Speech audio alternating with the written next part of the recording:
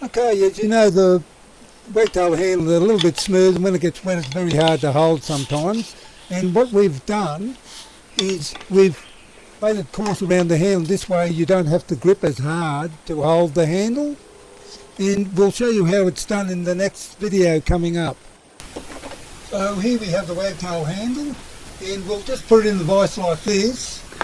And what we'll do is get a wood rasp, a half circle one like this, and we'll sand this. I'll just quicken up the video to take it to the next stage.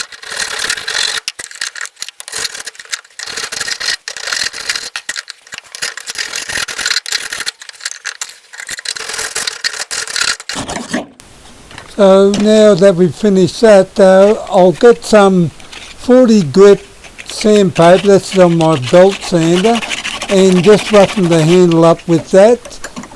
Just put it around, I'll just quicken it up,